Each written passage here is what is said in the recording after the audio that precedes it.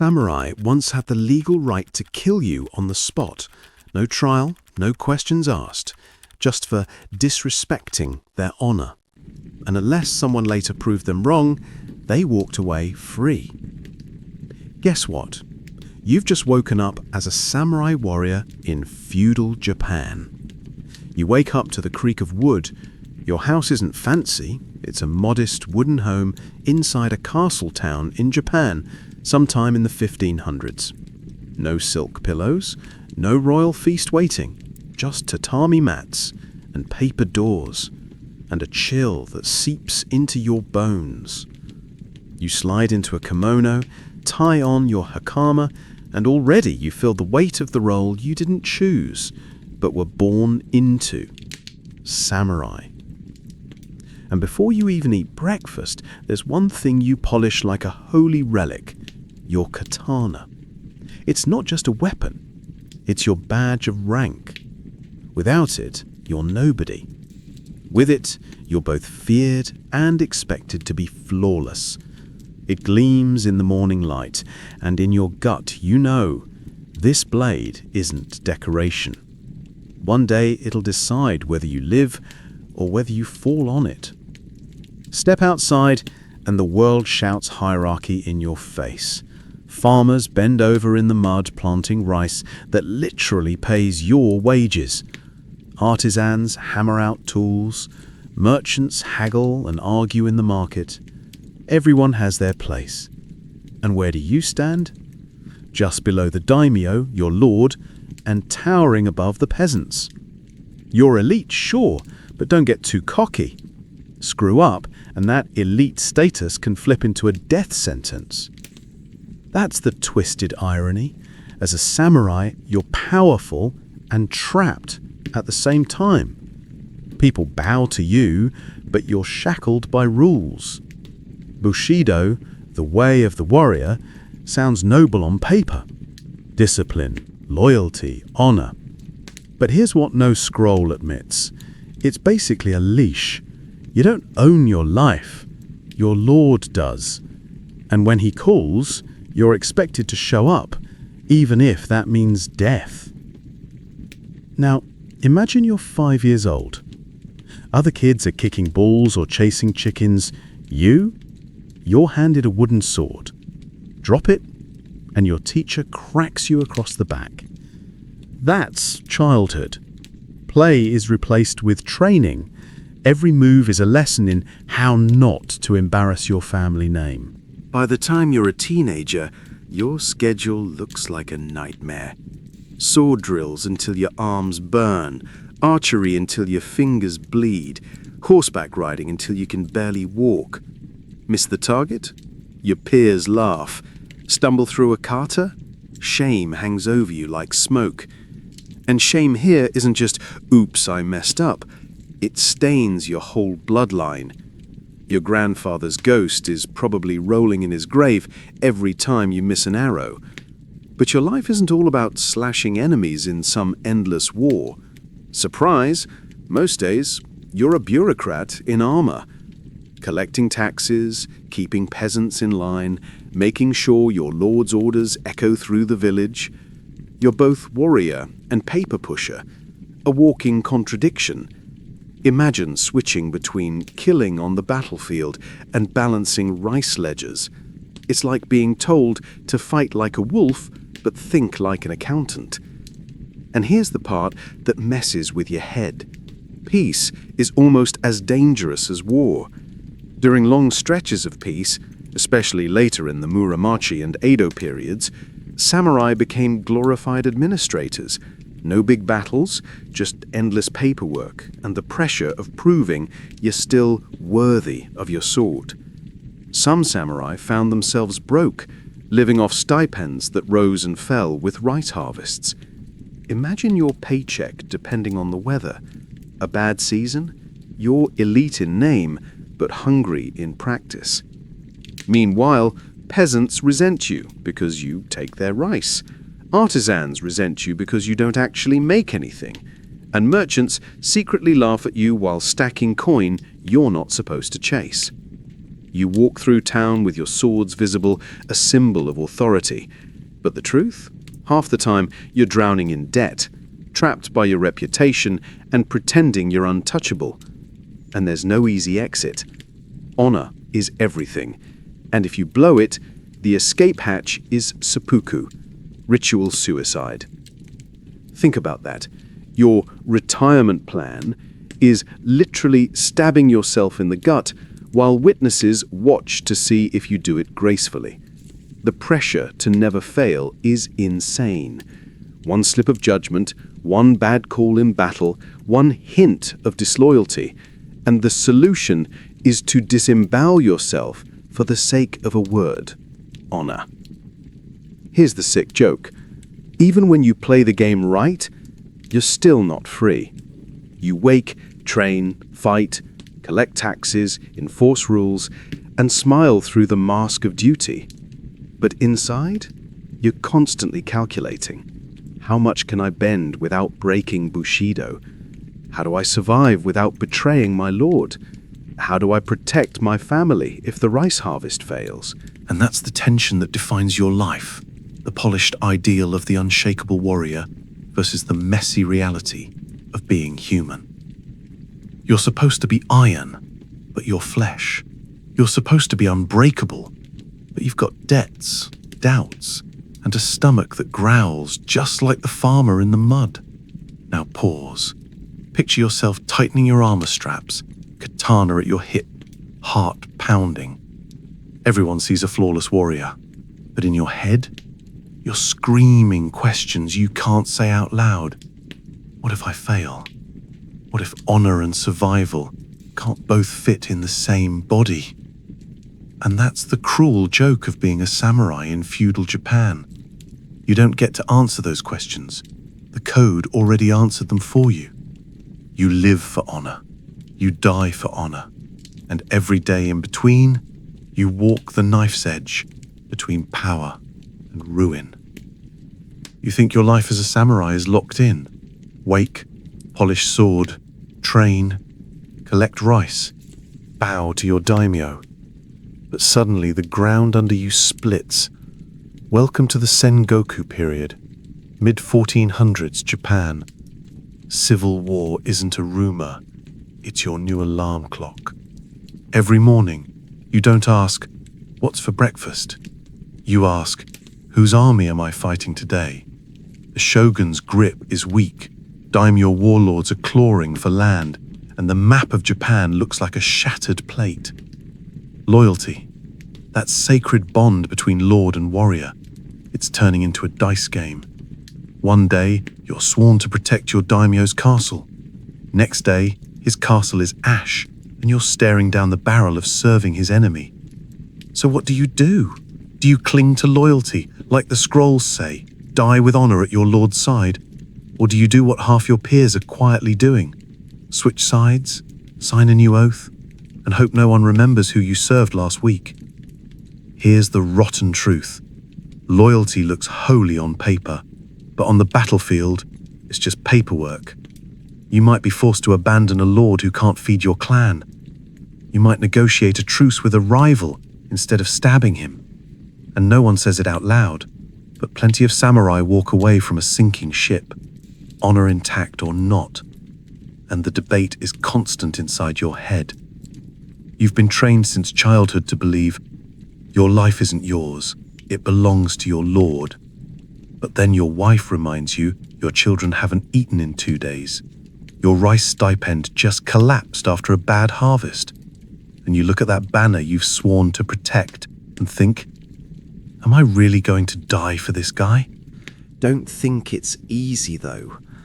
The pressure to keep the Bushido mask on is suffocating. Everyone around you watches. Your peers, your retainers, even peasants who gossip in whispers. If you bow to pragmatism, you risk whispers of coward or worse. And in samurai culture, being called dishonorable can hit harder than an arrow in the gut. Here's the absurdity. Bushido, the way of the warrior, is painted as this flawless ancient code, but in practice, it's messy, inconsistent, and half the time just a story told to keep warriors in line. Historians today argue it wasn't even fully codified back then, it was more aspiration than reality. Meaning, you're out here trying to be the perfect warrior according to rules that shift like sand, and that's where it gets brutal. You face choices no textbook would dare frame. Do you stay and die beside a lord who's already lost? Or do you bend the code, switch sides, and live to fight another day? Imagine your clan depending on you. Imagine your children crying with hunger while you stick to a pure ideal. Suddenly, dishonor looks a lot like survival. This constant debate isn't just mental torture, it's life or death math. Every wrong move risks seppuku, betrayal, or disgrace. Every hesitation could leave your family starving. Every act of loyalty could be the one that buries your clan in the rubble of a failed cause. And eventually, there's no more room to stall. War doesn't wait for your inner monologue. You've got to make a move. That means walking into a battlefield like Okehazama in 1560, where a young warlord named Oda Nobunaga takes insane risks and actually wins. Maybe you're one of the men gambling your life on his gamble, standing knee-deep in mud, heart pounding, wondering if this was the right allegiance or your last. That's the break. You leave behind the boring routines of castle town duty and dive headfirst into a country on fire. Every march, every skirmish, every banner you kneel to, it's all in this upside-down world where the rules you were raised on don't quite fit. And the worst part? You chose it. No daimyo dragged you here. You strapped your armor, tightened your helmet, and walked into the storm. Why? Because standing still in this world is just as slow a way to die. The irony is savage. You've been told all your life that Bushido is about clear lines, loyalty, courage, honor. But step into Sengoku Japan and those lines blur instantly. Loyalties flip overnight. Courage sometimes looks like betrayal. And honor? Well, honor starts to look like a mask you wear while doing whatever it takes to survive. So here you are, a samurai on the edge of two worlds, the ideal you were trained for and the chaos you actually live in. And there's no going back to the old life. The fire is lit, the war drums pound, and you've already chosen your path. Now the question is, will that choice make you a legend, or will it stain your family name forever? Life here was constant survival, hunger, back-breaking work, violence always around the corner. And it makes you wonder, where would you stand a better chance? In this world of samurai Japan, or in the chaos of medieval London? Drop it in the comments. I want to know. In the middle of all this chaos, lords fighting, castles burning, alliances snapping like cheap bowstrings, you meet someone who doesn't fit the script. Maybe it's an old warrior, scarred from too many battles. Maybe it's a wandering monk. Maybe it's that ronin who drinks too much sake, but somehow always survives when better men die. Whoever it is, they don't sound like the drill sergeant voices you've been hearing since childhood. They ask dangerous questions like, what's the point of winning if you lose yourself? At first, you roll your eyes. Samurai life doesn't leave room for philosophy. You swing, you obey, you bleed. End of story. But this person lingers, poking at your worldview, and sometimes what they're saying makes a weird kind of sense. Take Miyamoto Musashi, history's undefeated duelist, guy who turned sword fighting into a life philosophy. His message? Stop clinging to rules, adapt, flow. Think with your head, not just your blade. Which, if you've ever been in a fight, sounds less like poetry and more like survival advice. Or Tsukahara Bokuden, a legend who bragged about winning without fighting. Imagine that. While everyone else is sharpening swords, this guy's strategy is to not swing. It's the kind of thing that makes you wonder, is the real measure of strength, avoiding the fight altogether. These kinds of voices slip under your armor. They're not telling you to abandon honor, but they're whispering that maybe honor isn't one rigid path. Maybe survival, wisdom, even restraint are just as valid as spilling blood on command. And deep down, you feel it, that tension between what you've been drilled to believe and what experience is forcing you to see. Of course, not everyone buys it. Some of your comrades scoff. Mercy is weakness, philosophy won't stop a spear, and maybe they're right. But then you watch one of those hardliners die in a pointless clash, while the so-called cowardly thinker walks away alive. It leaves you staring at your own sword, wondering which side of history you want to be on. That's the power of these mentors, rivals, and oddballs. They hold up a mirror, and whether you laugh at them, fight them, or secretly start listening, they plant the seed that maybe, just maybe, the samurai life isn't all about how you die. It's about how you choose to live. You wake up before dawn, not because you're a morning person, but because samurai life doesn't give you the luxury of sleeping in. Servants roll open the screens, the air is cold, and you've got training to do before the sun even bothers to show its face. First stop, weapons practice. Sword, bow, spear, doesn't matter which, you're expected to be dangerous with all of them. Some mornings it's kenjutsu drills. Slash, block, repeat until your arms burn and your palms blister. Other days it's the yumi, that giant longbow, taller than you are, bending under the strain of each arrow. Try pulling that string with bad form, you'll snap your shoulder faster than a twig. And on horseback, forget the movies where it looks effortless. You're aiming at moving targets while galloping, praying you don't fall and get trampled by your own horse. This isn't fun in the modern sense, but there's a thrill to it. You can feel yourself sharpening into a weapon, day after day. It's addictive, like watching numbers go up in a video game, except your XP is blood, sweat, and calluses. And then comes the armor. Lamellar plates laced together, a kabuto helmet clamped on your skull, you're sweating before battle even starts. People imagine samurai armor as stiff and clunky, but it's surprisingly flexible, built for movement as much as defense. Still, it's heavy enough that one bad stumble means you're rolling on the ground like a flipped beetle while everyone else charges ahead. On the battlefield, it's chaos. Forget the idea of duels in quiet bamboo forests. Real war looks like this. Formations of Ashigaru infantry bristling with spears, arquebuses firing clouds of smoke that sting your eyes, cavalry smashing into the flanks like sledgehammers. Someone screams orders. You're not sure if it's courage or panic, but you tighten your grip on the yari and charge anyway. Tactics are everything. Maybe your commander calls for the crane's wing formation, spreading lines to trap the enemy in a deadly embrace. If it works, you crush them. If it doesn't, you're the one getting crushed. And in the middle of it all, you realize how little control you actually have.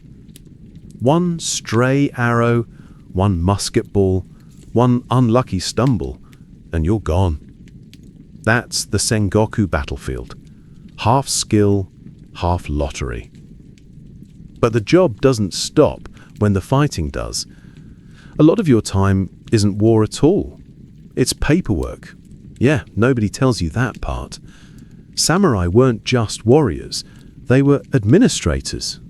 You're collecting rice taxes, settling land disputes, maybe writing up reports for your daimyo. Imagine being trained your whole life to slit throats, only to spend most days calculating harvest yields. Talk about anticlimactic. And yet this is where honor comes in.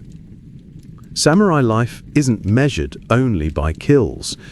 It's measured by discipline. That's why your day also includes calligraphy practice, ink, bleeding across parchment in precise strokes. Screw it up, and your tutor sneers that your pen is weaker than your sword. Poetry is another outlet. Short, sharp verses about fleeting beauty, about cherry blossoms falling like soldiers in battle. Pretentious? Maybe. But when you've seen enough death, you start needing art to balance it out. And then there's tea. Don't laugh. The tea ceremony isn't just sipping a hot drink. It's ritual, meditation, theatre. You clean the cup with exact gestures, bow at precise moments, savour each drop as if it's life itself. It sounds boring until you realise it's the opposite of war. No chaos, no screaming, just silence, control, and the faint hiss of steam rising from a kettle. Some samurai swear the tea ceremony trained their minds better than sword drills. Honestly, they might be right. Leisure doesn't mean luxury, though. Sure, you might attend a no performance, masked actors moving in eerie, slow patterns, chanting lines that feel like riddles. You sit there, pretending to understand the philosophy, while secretly wondering if the actor's mask is itchy. That's samurai culture. Always layered, always balancing martial grit with refined taste. Back home, responsibility follows you. If you're married, your wife isn't just keeping the house, she's part of your defense system. Samurai women were trained with naginata, long-bladed polearms perfect for slicing through would-be intruders. And don't assume they were passive. History remembers figures like Tomoe Posen, who rode into battle wielding both sword and bow. Rare, yes, but the expectation that women uphold family honor, constant. And if you die, your wife might be expected to commit suicide to preserve that honor too. No one escapes the weight of the code. And here's the looming shadow: failure. Screw up in battle, botch your duties, dishonor your clan, and seppuku is waiting. Ritual suicide with a short blade across the gut. Sounds brutal. That's the point. It's not just about ending your life, it's about proving you'd rather die horribly than live in disgrace. That sword on your belt isn't only for enemies. It's a constant reminder your life belongs to honor, not to you. Still, life isn't all grim. There's laughter in the barracks, sake shared after victory, rivalries that turn into lifelong friendships. Maybe you sneak in a dirty joke during calligraphy practice, making the ink blotch while your tutor fumes. Maybe you write a love poem instead of a war poem, even if you burn it before anyone sees. Those human cracks, the jokes, the mistakes, the stolen moments of joy, they're what make the endless discipline bearable. Day after day, the pattern repeats. Train, govern, reflect, fight, refine. Sword in one hand, brush in the other. Violence and poetry braided together so tightly that you stop noticing where one ends and the other begins. It's exhausting, sure, but in its own strange way, it's also beautiful. Because living as a samurai isn't just about learning how to die. It's about learning how to hold yourself together in a world that keeps trying to split you apart. Imagine marching for days through mud, armor biting into your shoulders, rain soaking your clothes until you smell like a damp horse blanket. That's life on campaign during the Sengoku Wars. You eat whatever you can grab, maybe rice balls if you're lucky, maybe dried fish if someone remembered to pack it. If not, guess who's gnawing on stale roots while pretending it tastes fine? By the time battle comes, you're already half exhausted. Then the signal fires blaze, drums thunder, and the field turns into hell. Musket volleys boom, Arrows darken the sky, horses crash like thunder through the lines. The noise is so loud, you can't hear your own thoughts. Sometimes you don't even see the blade that cuts down the man beside you, just the spray of blood across your armor. This is what samurai trained for. But here's the ugly truth. Most of the fighting is messy, terrifying, and way less honorable duel than people like to imagine. Sure, sometimes you get a one-on-one clash with another warrior, but more often it's shoving spears into someone's ribs while trying not to puke. You want cinematic? Try slipping in the mud, armor caked, scrambling back up while arrows zip past your head. And here's the twisted part. Despite the terror, there's pride. Your name matters on that battlefield. Deeds are shouted, recorded, remembered. Cut down an enemy general? Your clan sings about it. Freeze up or run? Your shame echoes just as loud. Every swing of your blade isn't just survival, it's a gamble with your reputation. But life wasn't only war. Back at the castle, your duties drag you into the grind of politics, rice quotas, land disputes, tax collection. Yeah, thrilling stuff. Imagine being this blood-soaked warrior one week and then arguing over irrigation rights the next. Honestly, it feels like being forced to play accountant after starring in an action movie. But this was samurai reality. Swords in the field, abacuses at the desk. Still, there are moments that shine. Sitting in a dim room, brush in hand, you write a haiku about the moon reflecting off your blade, or you sip tea so carefully that it feels like time itself slowed down. These aren't distractions, they're survival tricks. If you only lived inside the chaos, you'd go insane. The quiet rituals, the poetry, the theatre, they stitch sanity back together. And don't forget the weight of women in this world. Your wife? She's not just keeping the household running, she's your last line of defense. If enemies breach the walls while you're gone, she's trained with the naginata to fight them off. It's a sharp reminder, samurai culture wasn't just swords and testosterone. It was a whole family balancing on the razor's edge of honor. Now, let's talk about the moment everything flips. Sekigahara 1600. Picture it, 160,000 warriors crammed into a foggy valley, the most decisive clash in Japanese history. You're there, standing shoulder to shoulder with your comrades, hands slick with sweat on your weapon. You know this isn't just another skirmish. It's the battle that will decide the fate of the entire country. The fog lifts, the lines move, the valley erupts. Gunfire rattles, arrows scream, cavalry charge into the fray. You're caught in a storm of chaos, dust and blood. Somewhere in that madness, alliances shift. Whole clans betray their supposed allies mid-battle. 1 minute the guy on your flank is your brother in arms, the next he's charging you because his daimyo flipped sides. Imagine the gut punch of that betrayal in real time. And when the dust settles, Tokugawa Ieyasu emerges victorious. His shogunate will rule for the next 250 years. You survived the biggest battle of your life, but here's the bitter twist. It's the last one. For a warrior raised to believe fighting is your purpose, peace is the cruelest joke. The Edo period that follows Sekigahara locks the country into stability. No more civil wars, no more endless campaigns. Good news for Japan. But for you, the samurai, it feels like someone cut the legs out from under your identity. Instead of charging into battle, you're now expected to be a bureaucrat, a scholar, a glorified rice manager.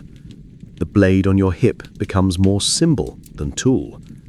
The warrior class is trapped in its own success. The blood you spilled bought peace, and peace makes your role awkward. Some samurai adapt. They double down on culture, tea, poetry, calligraphy. They become philosophers of the sword rather than wielding it. Others sink under the weight of boredom, drowning in debt, stripped of purpose. For some, seppuku becomes not just an act of honor, but a desperate way out of irrelevance. That's the sting of Sekigahara. If you backed the winning side, you keep your lands, but with strings attached. If you fought for the wrong lord, you lose everything: your home, your title, your life. A false victory for some, a false defeat for others. Either way, the world you knew is gone. And here's the cruel irony. You spent your whole life mastering the art of war, only to end up living in an age that no longer needs warriors. You're a blade without a battle, a hunter in a world where the hunt is over. That's the moment that forces you to ask, was being samurai about fighting or about something deeper? The answer isn't simple. Some say Bushido was never about constant war anyway. It was about discipline, loyalty, and living by a code no matter the era. Others scoff, calling Bushido a pretty story made up after the fact. But standing there, sheathing your sword in a world that peace has made it obsolete, you feel the weight of that question in your bones. So now, instead of dreaming about the next battle, you pour tea, write poetry, govern lands, and try to convince yourself that honor is just as sharp on paper as it is on steel. But deep down, part of you still aches for the roar of drums, the stink of sweat and gunpowder, the rush of charging into chaos, because once you've lived in that storm, silence feels like suffocation. Imagine this. You've survived Sekigahara. You're alive, your head's still attached, your armor's intact. Great, right? Except now the real nightmare begins. Not the battlefield, but the aftermath. Your daimyo. He's either been stripped of land or generously relocated to some backwater swamp where the rice grows half as well. Which means your stipend, your family's food, your servants' wages, your kids' future just got sliced in half. Suddenly, you're a warrior doing maths at the kitchen table. Can I pay my retainers and keep the lights on? And by lights, I mean oil lamps, which aren't cheap when you're broke. It's humiliating. You spent years sharpening your sword, not your budgeting skills, and now you're staring down poverty like a bad debt collector. Some samurai literally had to sell family heirlooms, armor, blades, scrolls, to scrape by. Imagine pawning your grandfather's sword just so your kids can eat. That's not a legendary duel. That's a yard sale with tears. And if the financial strain doesn't break you, the politics will. Betrayal becomes the flavor of the era. The Takeda and Uesugi clans, one day they're blood allies, the next they're hacking at each other's throats. Loyalty is a coin flip, and the coin is rigged. You're ordered to fight against men you once drank sake with. Worse, you know you could be the one betrayed tomorrow. Think about the paranoia that breeds.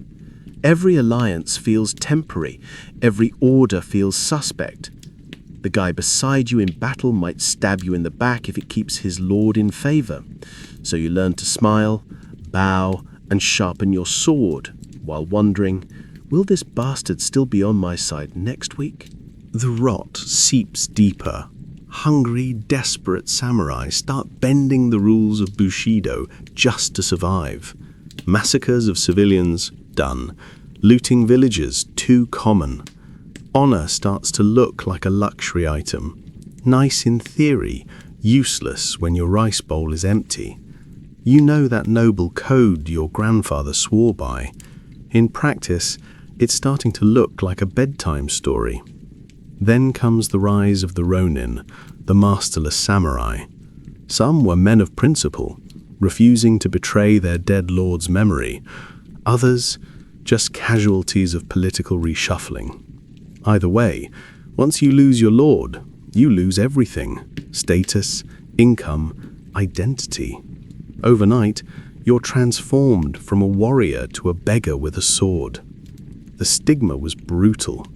Ronin were treated like radioactive waste, dangerous, untouchable. Sure, some scraped by as mercenaries or guards for hire, but many slid into outright banditry. Picture men once sworn to high ideals, now shaking down peasants for spare coins. That's not romantic. It's tragic, and honestly a little pathetic. The squeeze isn't just external, though. Inside, you're breaking down too.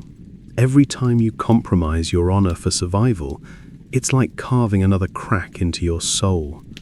You tell yourself it's temporary, that you'll make it right someday. But deep down, you know the truth. Each compromise drags you further from the samurai you swore to be. It's not just you. Your whole class is fracturing. Some samurai adapt, trading swords for ink brushes, becoming bureaucrats in the new Tokugawa order. Others resent every moment of peace, pining for war like addicts craving their fix. That creates tension in castles and corridors, the scholars versus the fighters, the survivors versus the dreamers.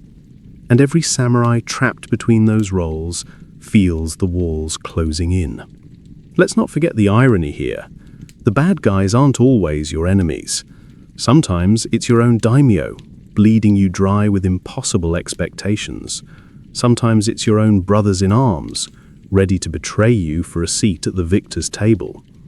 And sometimes it's you, your pride, your stubbornness, your refusal to adapt. Those flaws eat at you more effectively than any spear. Take the economic squeeze. You could live frugally, cut back, maybe reinvent yourself as a scholar or merchant. But no, you cling to the image of the samurai, strutting in armor you can barely afford, hosting banquets on borrowed coin because anything less would be shameful. Pride digs the hole deeper. Before long, you're drowning in debt, and the only honorable exit left is death by your own hand. That's the cruel paradox. Bushido promises you dignity, but in times like these, following it to the letter might mean starving your family or walking straight into disgrace. Break the code, you feel dirty. Keep it, you risk ruin. No path is clean, and the weight of those choices presses harder every day. Historical Japan was full of these slow-motion tragedies, clans swallowed whole by political reshuffles, samurai caught in no-win situations where every choice was betrayal of someone, lord, family, or self. And the scary part? They often knew it as they did it. There's no thrill in stabbing your old ally in the back. It's survival, and it tastes like ash. So you watch as your world grows smaller. The battlefield that once gave you meaning is gone. Your stipend shrinks, your options shrink, your honor shrinks. You drink more, you gamble more, you cling to old glories like an addict replaying their best night over and over. Some samurai even staged duels just to feel alive again, cutting each other down, not for war, but for the ghost of it. This is the slow descent, the squeeze where life closes in and honor becomes a suffocating joke. You're caught between ideals and reality, and both are losing battles. Something has to break. Here's the truth. Every samurai knew there was only one way this spiral ended: loss. Not just losing a duel or a battle, losing everything. And when it hit, it didn't come like a clean cut. It came like a slow, grinding humiliation until the only option left was blood. Picture this. Your lord is gone. Maybe assassinated, maybe betrayed, maybe crushed at Sekihara. You kneel in the dust with the others, waiting for the victors to decide your fate. Some are pardoned, some are reassigned, but you're left staring at nothing. No orders, no income, no role. Overnight, your life's purpose is stripped away. And for a samurai, that's not just unemployment, that's identity death. The word Ronin might sound badass to modern ears, wandering swordsman, masterless badass, but in their time, it was shame branded on your forehead. A Ronin was pitied at best, despised at worst. People crossed the street to avoid you. Merchants wouldn't extend credit. Other samurai looked at you like you were a diseased. You went from protector of order to symbol of disorder. And if disgrace didn't kill you, dishonor would. Imagine losing not just your place in society, but your sense of worth. Every slip-up, every loss, every betrayal carves away at your honor until you're standing in front of your family, wondering if death is the only way to make it right. That's where seppuku, the ritual suicide, comes in. We often romanticize it now, with the white robes and solemn ceremonies. But imagine actually sitting there, belly bared, blade in hand, while your kids listen from the next room. It's not noble, it's terrifying. The worst part? You might not even believe in Bushido anymore, but the pressure to perform it doesn't let up. A samurai who failed to kill himself properly was mocked, his legacy spat on. So even in death, you couldn't escape judgment. It's like life dealt you a losing hand, and your only way to fold was in style. Take the Honnoji incident, 1582. Oda Nobunaga, one of the most powerful warlords of the Sengoku era, was betrayed by his own general, Akechi Mitsude. Nobunaga, cornered, knew there was no way out, so he set his own temple ablaze and died in the flames. His retainers, many followed him into death, either fighting hopelessly or committing seppuku to prove their loyalty. Imagine that, your entire world burning down overnight, and the only way to keep your name clean is to die alongside your boss. And when mentors, the figures who gave the samurai their philosophical backbone, fell, the despair deepened. Losing a commander was one thing. Losing a teacher or guiding figure was like watching the light go out in the only lantern on a dark road. Without them, you're not just lost, you're blind. The old ways they embodied go with them, leaving you stranded in a future where swords mean less and bureaucracy means more. This is the emotional core of rock bottom. The moment you realize the old world isn't coming back. The battlefield glory, gone. The clean moral lines of Bushido, fractured. Your identity as a warrior, outdated. And what's left is a kind of death, not always literal, but always final. Some chose to adapt, reluctantly. They put away their swords, picked up account books, and served as bureaucrats under the Tokugawa shogunate. But don't mistake that for an easy transition. Imagine telling a lifelong warrior to trade his armor for a desk job. For some, it was survival. For others, it was worse than death. They sat behind those desks like ghosts, bodies alive but souls long gone. Others refused. They clung to the sword even when it dragged them down. They became ronin, wandering, dueling for scraps of reputation. Some, like the famous 47 ronin, made legends out of loyalty and vengeance. But for every glorious revenge tale, there were hundreds of forgotten men drinking themselves into oblivion or dying in meaningless skirmishes. Not everyone gets a kabuki play written about their downfall. Most just vanish. The brutality here is that the collapse was both external and internal. The politics stripped samurai of power, yes, but their own pride, their own inflexible ideals, often made the fall harder. It's one thing to lose status, it's another to be so bound to honor that you can't adapt, even when adapting is the only way to survive. Pride became the knife they held to their own throat. And yet, maybe that's what makes this low point so powerful. Because it wasn't just about swords or politics, it was about meaning. When everything you've built your life on, duty, loyalty, war, crumbles, who the hell are you? If your worth is tied entirely to someone else's banner, and that banner falls, then what? That's the darkest moment. Not the battlefield defeat, but the silence after, when you realize you've got nothing left to fight for. This wasn't abstract. It happened, over and over. Samurai abandoned, betrayed, displaced, families ruined by poverty, entire clans dissolved, men forced to choose between disgraceful survival or honourable death, and in the middle of it all, the crushing truth that the warrior's world was ending. That's the gut punch. The death of the samurai wasn't always on the battlefield. It was often in their own hearts, long before the final blow. The samurai sits in silence, but it isn't peaceful. His armour feels heavier now, not from iron, but from shame. Every failure, the lord he couldn't protect, the duel he lost, the betrayal he didn't see coming, plays on repeat in his head like a cruel storyteller who won't shut up. And here's the worst part. In his world, shame isn't just a bad feeling, it's a death sentence. One wrong step and people whisper that you're not a warrior anymore.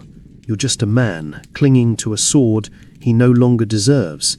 This is the kind of moment that makes you wonder, what's honor really worth if it can be ripped away by politics, by bad luck, or by a single mistake? Imagine working your whole life to build a reputation and then losing it all in one afternoon. That's the samurai's nightmare, and plenty of them lived it. Some tried to answer this question through philosophy.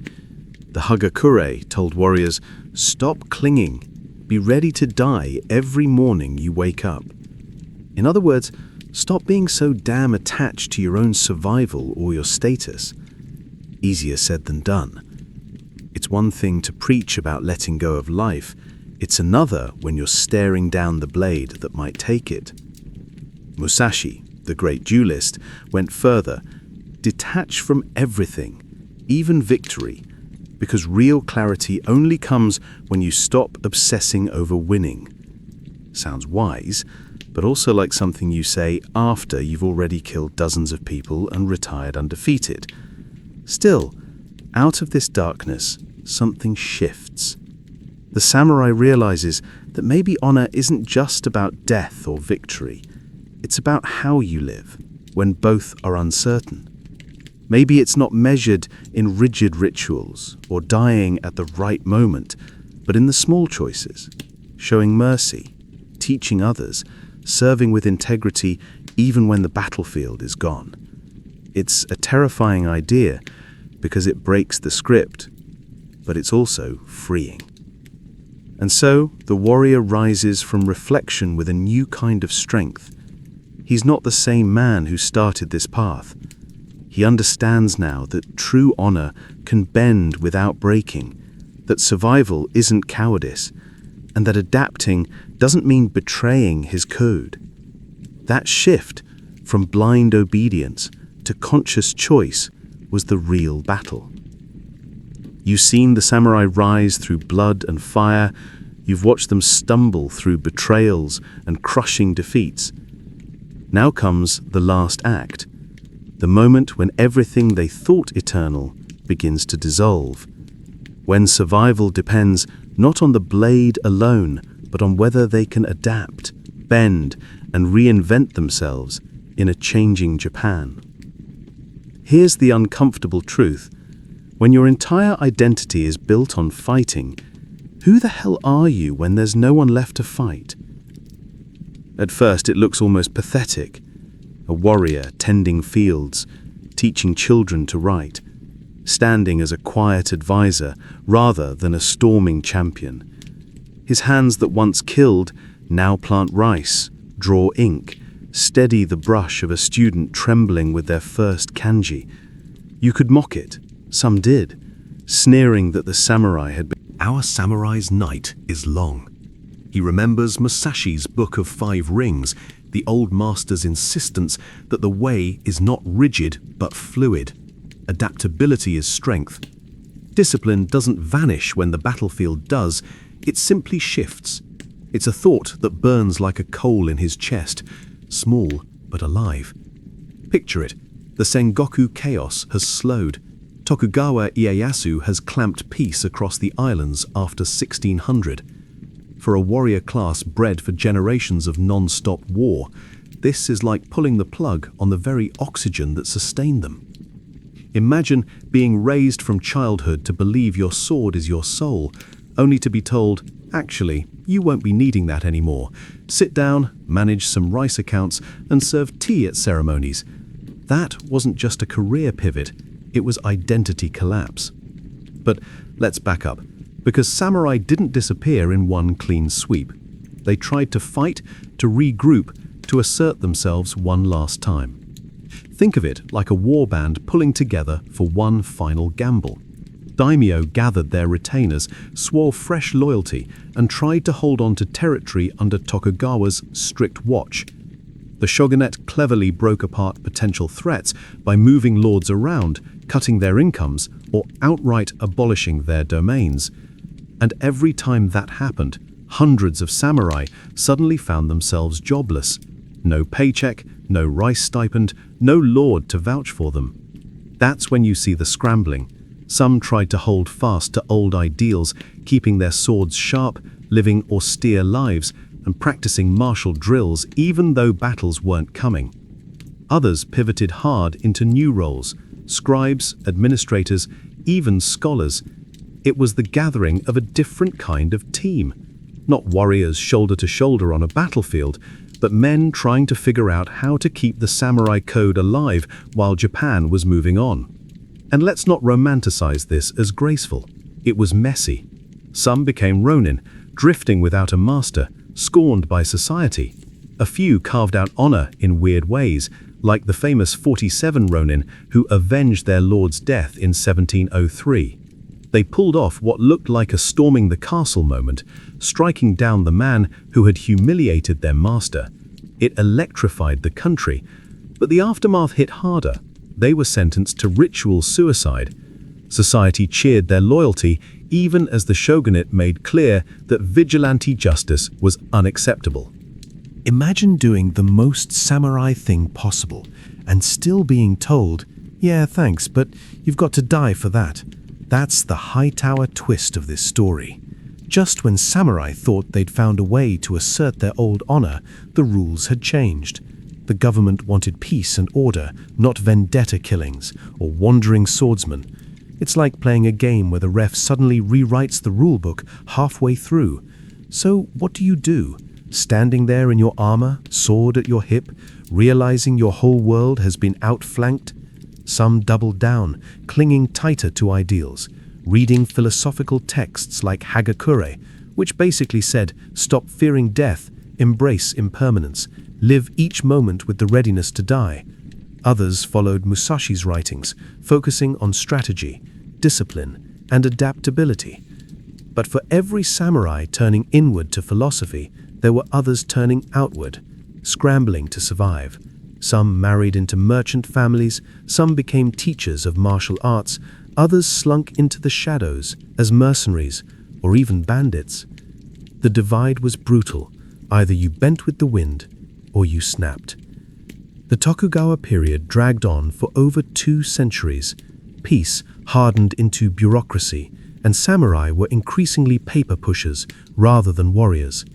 By the 1800s, a samurai's day might look less like a battlefield charge and more like balancing rice ledgers or attending boring domain councils. And yes, many hated it.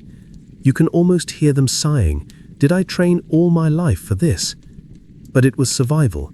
Then came the ultimate gut punch, the Meiji Restoration in 1868. The emperor's new government modernized Japan at breakneck speed, importing Western armies, guns, and bureaucratic systems. The samurai class? Obsolete overnight. Stipends abolished. Top knots banned. Carrying swords in public outlawed. Imagine your entire identity, your hair, your clothes, your weapons, suddenly illegal. That's not just losing a job, that's losing the script of your existence. And some didn't take it lying down. Rebellions broke out. The most famous being Saigo Takamori's Satsuma Rebellion in 1877. Thousands of former samurai charged into battle against a modern conscript army, armed with rifles and artillery. It was a last desperate execution of the old plan. If honor was bound to the sword, then they would die by it. The rebellion failed. Saigo himself chose death rather than surrender, and with him fell the last serious hope of the samurai returning to their old place in society. That was the dig deep down moment, though not in the way individuals hoped. It wasn't about finding victory on a battlefield. It was about realizing the battlefield itself no longer existed. The new plan wasn't martial glory, it was transformation. Former samurai became teachers, policemen, politicians, writers. Some preserved the martial arts as disciplines, stripped of battlefield function, but rich with philosophy. Others poured their energies into building the modern Japanese state, carrying their discipline into offices instead of onto battlefields. The code lived on, even if the armor was boxed up and the swords rusted. If you zoom out, that's the paradox. The samurai lost, but their values, loyalty, duty, perseverance, readiness for sacrifice, ended up woven into Japan's national identity. You see echoes of it in World War II soldiers, in corporate salaryman culture, even in martial arts dojos today. The blade was gone, but the spirit got reforged into something new. And that final image, contrast it with the beginning. In the opening centuries, you had mounted warriors thundering across rice fields, blades flashing, heads taken as trophies. By the end, you have former samurai in Western suits, hair cut short, teaching school children or stamping bureaucratic forms. Outwardly, it looks like decline, like the death of the warrior. But underneath, the lessons stuck. The discipline, the obsession with honor, the willingness to serve a cause greater than yourself, it all survived, just in quieter, subtler forms. And this transformation is not just one man's story, it is the story of a class, a culture reshaping itself. As Japan shifts from constant war to relative peace, the samurai fuse their old code with new purpose. Some serve as administrators, enforcing justice with pen and word instead of spear. Others guard villages, teaching martial discipline to youths who may never see battle but learn honor nonetheless. Many become scholars, poets, even monks. The sword remains, yes, but now as much symbol as weapon. For you, watching from the outside, the takeaway is sharp. Even the most entrenched identities can collapse. Whole classes, entire lifeways can vanish in a single generation. And when that happens, you don't get to choose where the change comes. You only get to choose how you meet it. Will you cling so tightly to what's lost that you go down with it, or will you adapt, carrying its spirit into new worlds? The samurai were forced into that choice. Some chose seppuku, ending their story in defiant purity. Others chose adaptation, letting the form of the samurai die so its essence could live on. And that's where the curtain falls. The warriors who once defined Japan didn't vanish in a blaze of glory. They dissolved into history, leaving behind a shadow that still shapes culture centuries later. Their swords are museum pieces now, their castles tourist sites, but their code, you're still feeling it every time you hear someone talk about honor, loyalty, or discipline. The tale of the samurai is not just about battles fought or blood spilled, but about men and women who dared to redefine themselves when the world gave them no choice. Their greatest duel was not against rivals on a misty field, but against themselves in the silence after defeat. And in that silence, they found the answer. True honor isn't about how you die, it's about how you live. The samurai are gone, but the echo of their footsteps still rattles down the corridors of time. Sleep tight, friend. The age of the samurai is over, but you don't need to wake up yet. The next story is already lit.